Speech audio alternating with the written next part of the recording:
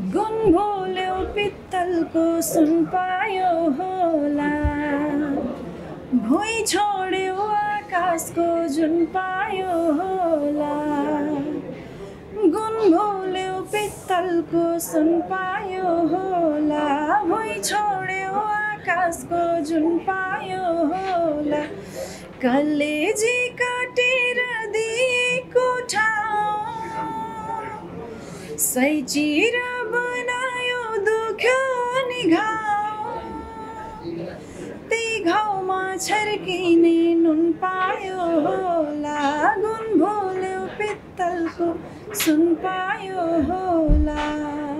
धेरै लामो समयको अन्तरालपछि र धेरै लामो समयको यात्रापछि बल्ल एउटा सृजनाले यति राम्रो स्थान पाएको छ, यति धेरै माया गरिदिनु भएको छ। यो त मेरो लागि एकदमै, यो गीतसम्म आइपुग्दाखेरि चाहिँ मैले धेरै गीतहरू बजारमा ल्याइसकेको छु र केही गीतहरूलाई दर्शकहरूले अत्यन्तै माया पनि गरिदिनु भएको। कहिले पनि कुनै पनि काम गर्दै जाँदाखेरि सफलता असफलता भन्ने कुरा कति बेला कहाँनिर गएर कुन सृजनाले चाहिँ राम्रो ठाउँ पाउँछ भन्ने थाहा हुँदैन नि त। कुन चाहिँ सृजना र कुन दर्शकको चोइसमा कति बेला पर्छ भन्ने कुरा चाहिँ कसैलाई थाहा पनि हुँदैन।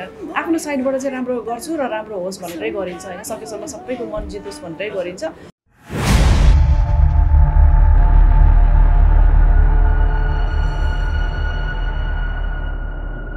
यति बेला हामी बीच हुनुहुन्छ चर्चित गायिका, पछिल्लो समयकै एकदमै व्यस्त गायिका सारिका घिमिरे हुनुहुन्छ। स्वागत छ हजुर, नमस्ते। Thank you so much. आरामै हुनुहुन्छ? अहिले पछिल्लो समयको होइन गुण बोल्यो पित्तलको सुन पायो होला गीतले चाहिँ निकै व्यस्त बनाइदिएको छ होइन सारिका घिमिरेलाई चाहिँ। यति धेरै दर्शकको माया पाउनु भएको छ, यो माया चाहिँ कसरी सम्हाल्नु भएको छ? यस्तो हुँदो रहेछ, कस्तो हुँदो रहेछ भने धेरैजना हाम्रो दर्शकहरूले एकदमै धेरै माया गरिदिनु भएको छ होइन। यो माया भनेको चाहिँ मेरो अब फेरि नेक्स्ट अब आउने प्रोजेक्टको लागि भनेको यो चाहिँ एउटा हौसला होइन, हौसला र अझै धेरै मलाई चाहिँ चुनौती पनि बढेको जस्तो मलाई महसुस भएको छ। र धेरै लामो समयको अन्तरालपछि र धेरै लामो समयको यात्रापछि बल्ल एउटा सृजनाले यति राम्रो स्थान पाएको छ, यति धेरै माया गरिदिनु भएको छ। यो त मेरो लागि एकदमै ठुलो नै कुरा हो। कतिचोटि गीत बजारमा ल्याउनु भयो लगभग सारिकाजीले चाहिँ हालसम्म आउँदा? मैले आफूले आवाज दिएका गीतहरू लगभग 50+ नै भइसक्यो होइन। र त्यसमा मैले आफूले लेखेको गीतहरू झन्डै 2 दर्जनभन्दा बढी गीतहरू मैले लेखेको छु र केही गीतहरू चाहिँ म आफूले पनि सङ्गीत दिएकी छु। र त्यही क्रममा पछिल्लो समय यो गीतसम्म आइपुग्दाखेरि चाहिँ मैले धेरै गीतहरू बजारमा ल्याइसकेको छु र केही गीतहरूलाई दर्शकहरूले अत्यन्तै माया पनि गरिदिनु भएको छ, धेरैभन्दा धेरै टिकटक पनि बनाइदिनु भएको छ। जस्तै मेरो पहिलो गीत थियो हेलो मलाई मिस कल हान्ने उहारियो, यो गीत पनि अत्यन्तै माया गरिदिनु भएको थियो। त्यस पछाडि पनि ऐसलुको बात, मायाको सुगन्ध लगायत र योभन्दा अलि समय अगाडि आएको गीत चाहिँ उसले त बिर्सियो रे मुटु चाटेको भन्ने गीत पनि धेरै मन पराइदिनु भएको थियो। तर फरक यति मात्र हो, त्यो गीतहरू सबैलाई चाहिँ माया गरिदिनु भएको थियो। एकदमै आफूले मनैबाट टिकटकहरू बनाएर रिल्सहरू बनाएर पोस्ट गर्नुभएको थियो। तर पनि सारिका घिमिरेको गीत रहेछ है भने चाहिँ कति धेरै हाम्रो दर्शकहरूलाई थाहा नहुन पनि सक्छ। सारिका घिमिरे भनेर चिनाएको चाहिँ यो गीत चिनाएर अहिले सबैतिर सारिका घिमिरे चाहिँ सिङ्गर रहेछ र ऊ लेख्ने पनि रहेछ, उसले चाहिँ एउटा गीतमा मेलोडी पनि गर्न सक्दो रहेछ है भन्ने कुरा चाहिँ उहाँहरूले अहिले यो गीतले चाहिँ प्रमाणित गरिदिनु भएको छ। एउटा सफल गायिका बन्न चाहिँ कतिको साधना सङ्घर्ष गर्नु पर्दो रहेछ?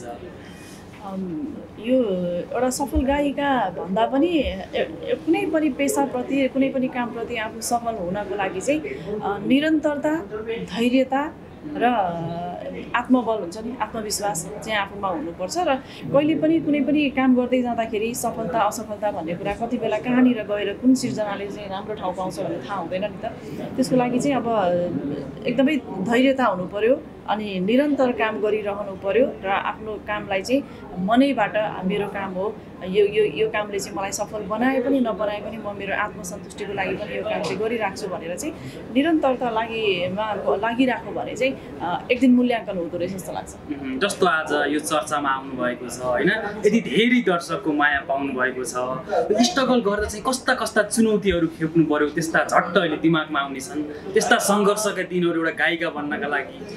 यस्तो गाह्रो होइन, जुनसुकै क्षेत्रमा पनि आफू चाहिँ निरन्तर लागिरहन्छु र मैले यही क्षेत्रबाट चाहिँ मैले आफ्नो करियर देखेको छु भन्ने यदि मैले त्यो सोचेर यो फिल्डमा अगाडि बढ्छु भने कुनै पनि ठाउँमा गन्तव्यमा नपुग्ने बेलासम्म बाटोमा काँडा हुनसक्छ, ढुङ्गाहरू, तिखो ढुङ्गाहरू हुनसक्छ होइन, अप्ठ्यारो बाटोहरू हुनसक्छ, हिलो हुनसक्छ, हरेक किसिमको बाटोमा हिँड्दाखेरि चाहिँ भेटिन्छ कि त्यो कुराहरूलाई चाहिँ अब मलाई जस्तै काँडाले घोच्यो अथवा मलाई ढुङ्गामा म ठोकिएँ भनेर अब म उठेर फेरि नहिँड्ने भन्ने त हुँदैन।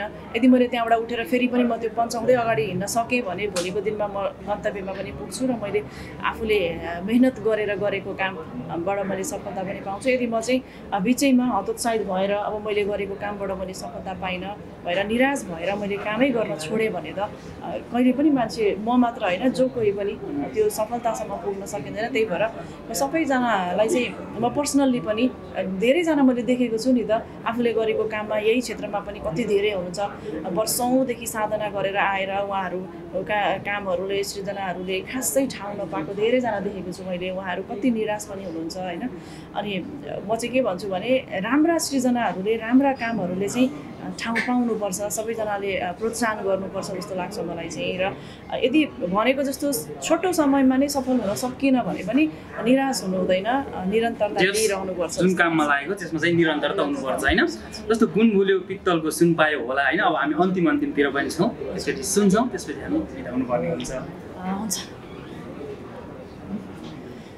गुण भुल्यो पित्तलको सुन पायो होला, भुइँ छोड्यो आकाशको जुन पायो होला, गुण भुल्यो पित्तलको सुन पायो होला, भुइँ छोड्यो आकाशको जुन पायो होला, कलेजी काटेर दिएको ठाउँ सैचिर बनायो दुख्यो नि घाउ, त्यही घाउमा छर्किने नुन पायो होला, गुण भुल्यो पित्तलको सुन पायो होला। Thank you so much. जस्तो आज हामी प्रेस मिटमा पनि छौँ होइन। एउटा नयाँ गीत फेरि बजारमा आउँदैछ होइन। यो चाहिँ कस्तो खालको छ, यो चाहिँ दर्शकले हेर्न चाहनुभयो भने युट्युब के सर्च गरेर हेर्नुपर्ने, यसको बारेमा छोटो बताइदिनुहोस् न। यो चाहिँ हाम्रो शिवराज गौतमजी हुनुहुन्छ यसको सङ्गीतकार, अनि उहाँले सङ्गीत गर्नुभएको छ। हाम्रो मामिलाजीले लेख्नु भएको छ। एकदमै मिठो मर्मस्पर्शी शब्दमा पुर्नु भएको छ, लाखौँ जोड दियो तिमीले। अनि एकछिन है, कुन टिभीमा थियो, कुन च्यानलको नाम सादा, सरी हजुर। अहिले भर्खरै चाहिँ हाम्रो लाखौँ चोट दियो तिमीले भन्ने गीत चाहिँ सार्वजनिक भएको छ युट्युबमा। यो चाहिँ हाम्रो शिवराज गौतमजीको सङ्गीत अनि हाम्रो मामिलाजीले लेख्नु भएको छ। अत्यन्तै मिठो लेख्नु भएको छ, मर्मस्पर्शी गीत छ। मेरो यो गुण भुल्यो पित्तलको सुन पायो होला सँगसँगै यो गीत पनि अलि समयपछि भनौँ न उहाँहरूसँग एउटा सहकार्य गर्ने अवसर मिलेको थियो र यो गीतमा सहकार्य गरेर यो गीत चाहिँ बजारमा आएको छ। हाम्रो साझा टिभी युट्युब च्यानलबाट आएको छ। यहाँहरूले साझा टिभी युट्युब च्यानलमा गएर पनि हेर्न सक्नुहुन्छ। एकदमै मिठो बनेको छ, कर्णप्रिय बनेको छ। त्यसमा मैले पनि आवाज गर्ने अवसर पाएको छु। सबैजनाले एकचोटि जस्तो सारिका चाहिँ तपाईँले गुण भुल्यो पित्तलको सुन पाएपछि जाँदाखेरि होइन, त्यसको अपार सफलतासँगै फेरि लाखौँ चोट भन्ने नाम आएछ। यो गुण भुल्ने अनि लाखौँ चोट पाउने यो कसरी संजोग हो कि कस्तो के हो, संजोगले मिलिआएको छ? यो चाहिँ संजोगै भन्नुपर्छ, किनकि मैले मेरो गीत चाहिँ मेरो बजारमा आइरहँदाखेरि यो गीतको स्रष्टा सर्जक जो हुनुहुन्छ, सङ्गीतकार जो हुनुहुन्छ हाम्रो शिवराज गौतमजी हुनुहुन्छ, हाम्रो मामिलाजी हुनुहुन्छ होइन। उहाँहरूले चाहिँ लसारीका चाहिँ एउटा सहकारी गरौँ, एउटा यस्तो खालको गीत बनेको छ, तपाईँको आवाजमा सुट हुन्छ जस्तो लाग्यो मलाई, हामी सहकार्य गरौँ न त भनेर उहाँहरूले भन्नुभयो। अनि मैले गीत सुनेपछि मलाई पनि मन पर्यो, राम्रो लाग्यो। त्यही भएर मैले गाएँ। सकेसम्म मेरो साइडबाट न्याय दिने कोसिस गरेको छु। अब यहाँहरूले सुनेर कस्तो लाग्छ यहाँहरूलाई त्यो चाहिँ यहाँहरूकै हातमा छ। जस्तो सारिकाजी अहिले कुन बुल्यो होइन पित्तलको सुन पायो होला भनिन्छ। जस्तो अहिले 70 लाख भन्दा धेरैले हेर्नु भएको छ, धेरै लाग्न सक्छ यो गीतबाट त धेरै कमाउनु भयो होला सारिकाले भन्ने पनि छ। कति के धेरै कमाउनु भयो त? यस्तो कति कमाइँदो रहेछ? यो लाखौँ करोडौँ दर्शकहरूको जुन माया मैले पाएको छु नि, त्यो मायाको अगाडि यो गीतबाट भोलि आउने रेभेन्यू जे जति अथवा बजेट केही आउँछ होला, किनकि अभियसली पनि अब डिजिटल प्लेटफर्ममा हालिसकेपछि राम्रोसँगले भ्युज गएको छ भने त्यसको फिडब्याकमा बेनिफिट त आउँछ नै होइन। तर पनि मेरो लागि चाहिँ अहिलेको दर्शकहरूले जति मलाई माया दिनुभएको छ त्यो मायाको अगाडि चाहिँ मैले यो गीतबाट जति नै पैसा कमाए पनि त्यो पैसा चाहिँ फिक्का नै रहन्छ जस्तो लाग्छ मलाई। यति धेरै माया पाइन्छ होला जस्तो लागेको थियो तपाईँले? अब आश गर्नुभएको थियो कि हरेक एउटा सर्जकले भनौँ न होइन, हरेक सर्जकले हरेक गायिकाले होइन आफूले गरेको कामबाट चाहिँ सबैको मन जितेर हाम्रो दर्शकहरूबाट एकदमै राम्रो फिडब्याक मिलोस् र सबैजनाको मन जित्न सफल होस् भनेर नै काम गरिन्छ। तर कहिलेकाहीँ कस्तो हुन्छ भने काम गर्दै जाँदा कतिपय सृजनाहरूले उहाँको मन नछुन पनि सक्छ नि त होइन, किनकि बजारमा रमाइला खालका गीत सङ्गीत पनि आएका छन्, अलिकति स्याड भर्सनका गीतहरू पनि आएका छन्, नाच्ने खालका गीतहरू पनि आएका छन्। सबै दर्शकको आफ्नो आफ्नो चोइस पनि हुन्छ र कुन चाहिँ सृजना र कुन दर्शकको चोइसमा कति बेला पर्छ भन्ने कुरा चाहिँ कसैलाई थाहा पनि हुँदैन। आफ्नो साइडबाट चाहिँ राम्रो गर्छु र राम्रो होस् भनेरै गरिन्छ होइन, सकेसम्म सबैको मन जितोस् भनेरै गरिन्छ। र यहाँ अब मैले पनि यति धेरै सृजनाहरू गरिरहँदाखेरि केही सृजनाहरू सफल पनि भएर पछिल्लो समय यो सृजनासम्म आइपुग्दाखेरि चाहिँ दर्शकहरूले एकदमै मन पराइदिनु भयो, उहाँहरूको मन जित्यो। त्यो नै मेरो लागि एकदमै म चाहिँ आफू अबको दिनमा अझै अगाडि जानको लागि मेरो बाटोमा अथवा मेरो सिँढीमा एउटा इट्टा थपिने काम भएको छ भन्ने मलाई लाग्छ। मेहनत त्यही हो, मेहनत गर्नुपर्छ र सकेसम्म हामीले भोलिको दिनमा पनि हाम्रो योभन्दा पनि अब अघिल्लो पछिल्लो पुस्ताले पनि सुन्दाखेरि सबैले जो मन पराउने खालको सृजनाहरू भयो भने चाहिँ चाँडो उहाँहरूले मन पारिदिनु हुँदो रहेछ क्या। त्यसमा चाहिँ स्पेसल्ली चाहिँ मैले यो मेरो गीतबाट के पनि महसुस गरेँ भने जुन गीतमा आउने शब्दहरू हुन्छ होइन, शब्दहरूले चाहिँ उहाँहरूको मन छुँदो रहेछ र भोलिको दिनमा पनि यस्तै शब्दहरू यसै गरी मन छुने शब्दहरू लेख्न सकौँ र यहाँहरूको माया आशीर्वाद पाइराखेँ भने अझै राम्रा राम्रा सृजनाहरू लिएर आउने चाहिँ मेरो कोसिस रहन्छ। समयलाई धेरै सारिकाजी तपाईँ एकदम रूपदेखि बोल्दाखेरि तपाईँले जुन अभिनय गर्नुभएको छ फिल्म, तपाईँ एउटा गायिका मात्र नभए नायिका पनि हुनुहुन्छ, एकदम भावु शालीन देखिनुहुन्छ, गीत पनि त्यस्तै शालीन खालको मात्रै गाउनुहुन्छ। काहीँ कतै आफूलाई एकदम उतौली पाराको एकदम रमझम खाले गीत गाउँ जस्तो लाग्यो? यस्तो अलिकति रमाइलो अलिकति नाच्ने खालको गीत पनि गाएको छु मैले गाएको गीतहरू पनि जस राम्रै यो टिकटकहरूमा होइन युट्युबमा पनि मेरो जस्तै हेलो भन्ने गीत मेरो लगभग 15 मिलियन क्रस भइसकेको छ, त्यो रमाइलो छ होइन, त्यो पनि गाएको छु। तर कस्तो भयो भने त्यहाँनिर त्यो गाइसक्दा चाहिँ सारिका घिमिरेले गाएको रहेछ भन्ने चाहिँ त्यति धेरै दर्शकहरूसम्म त्यो मेरो नाम चाहिँ पुगेन होइन, गीत चाहिँ सबैजनाले सुन्नुभयो।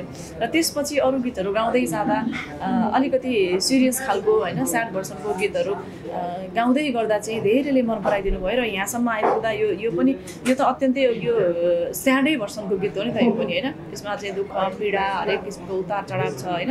अनि यो गीतलाई चाहिँ दर्शकहरूले चाहिँ यो सारिका घिमिरेको होइन कि यो चाहिँ हामी सबैको आफ्नो गीत हो भनेर चाहिँ यसरी माया गरिदिनु भयो। त्यो देख्दाखेरि चाहिँ भोलिको दिनमा पनि म जस्तो गीतबाट मैले चाहिँ यो माया पाएको छु नि, मैले त्यसलाई निरन्तरता दिनुपर्छ र यसको मतलब फेरि म अरू खालका गीतै गाउँदिनँ भन्ने त होइन होइन। तर सबै किसिमका गीतहरू गाउन चाहिँ मलाई मनपर्छ, सबै किसिमका गीतहरू गाउन एउटा गायिका भइसकेपछि हरेक किसिमको गीतहरू गाउन सक्नुपर्छ र गाउँछु भन्ने एउटा इच्छा राख्नु पनि पर्छ। र मैले न्याय गर्न सकेसम्म र मलाई सुट भएसम्म चाहिँ म सबै खालका गीतहरू गाउने कोसिस गर्छु।